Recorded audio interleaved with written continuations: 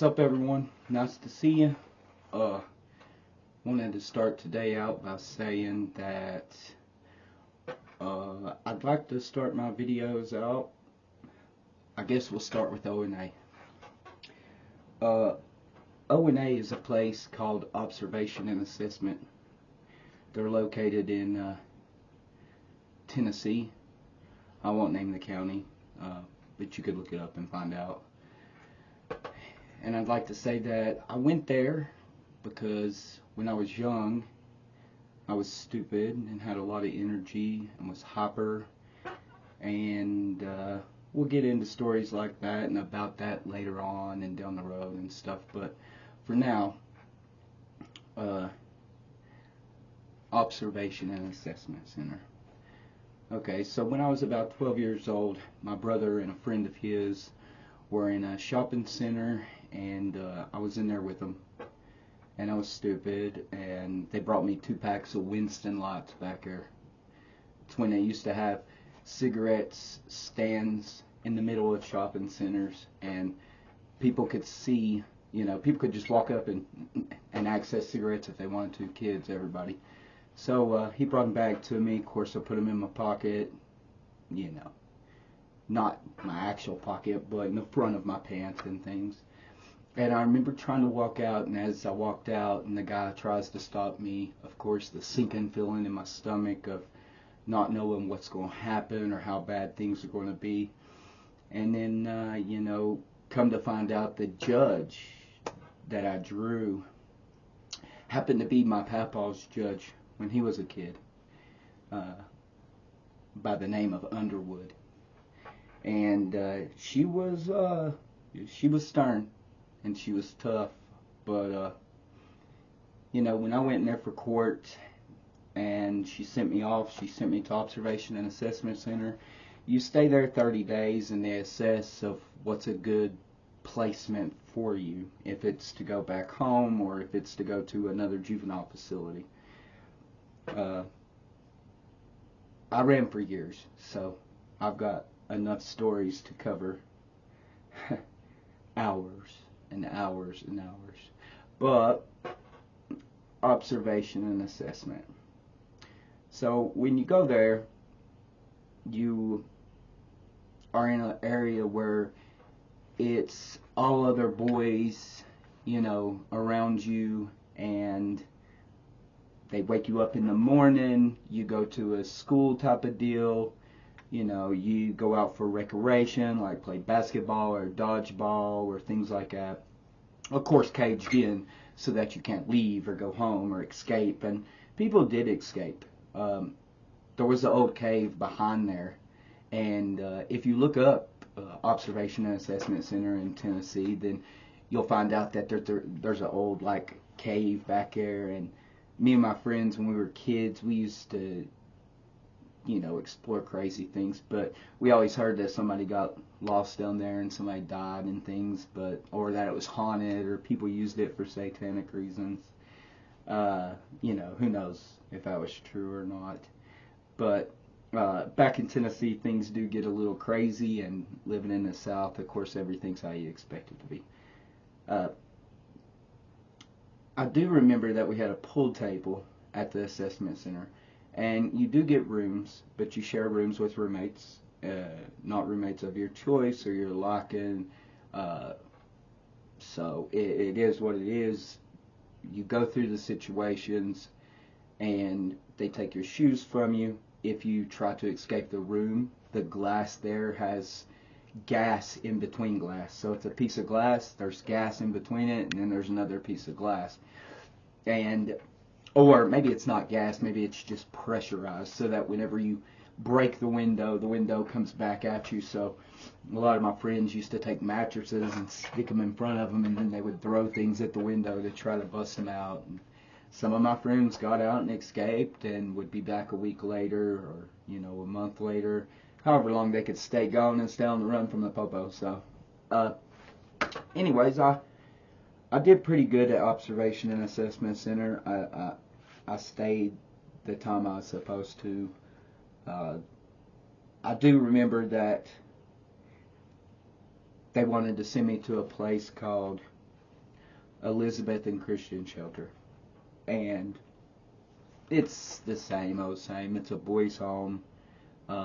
It's a girls' home too. It's co-ed, but the co-ed, of course, lives quite a ways away from the male areas, and the male areas live quite a ways from the female areas. Um, I don't know if I want to get into stories about things like that. So, but I will say that I went there for about 9 to 13 months to complete that amount of time so I could come back home. And a lot went on at that group home. And if you keep watching my videos, I'll keep making the videos. And I'll keep just saying what I'm saying. You know, none of this is scripted or wrote down, or none of it's things that, I mean, maybe I should sit down and plot and write out my thoughts and make sure that when I say things to the camera, it's scripted and something that sounds fancy and fanciful and intelligent and collective and put together. But yeah, I'd rather be me. So the thing is there was this one guy I'll tell you about that I remember at O&A, and I can't remember his name, but he's a heavy set gentleman, and he had these, I don't like to make fun of people, but he had the craziest breath and body odor and smell, and it was just everything that you could do to not kind of like choke up when you were around him and things. And he used to watch us and make sure that, you know, we were in our beds and we were up and things like that. But fighting is a big area of group homes. Fighting is something that you do whether you want to or not. And you'll lose fights, you'll win fights, and you'll lose fights. And when you think that you won't lose fights, you'll lose fights. You know, I don't know. I mean, when you think about fights coming out to where a dude hits you, or you hit a dude, or you're on top of a dude and you've got the chance to really mess somebody up, but you choose not to, then, you know, did you really win a fight? Did you really even fight? I don't know. Maybe sometimes people see a shot of power and they, you know, they back off a little bit. I had a lot of experiences with friends back home. I won't mention their names because that's not my business to put other people's business out there. So I'm going to stay real cautious with what I say. That's not saying that friends that I knew for 15 and 16 and 17 years won't be mentioned in these things. It's just that their names won't be there, and you probably, you know, people ain't gonna watch this stuff anyways. But if you do, you do.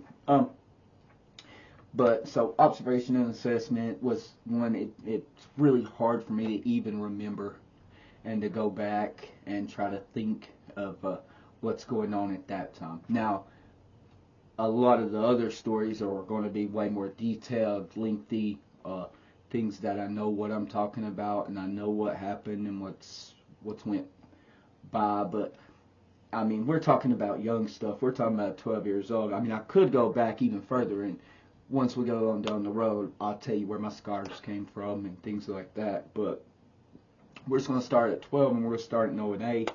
And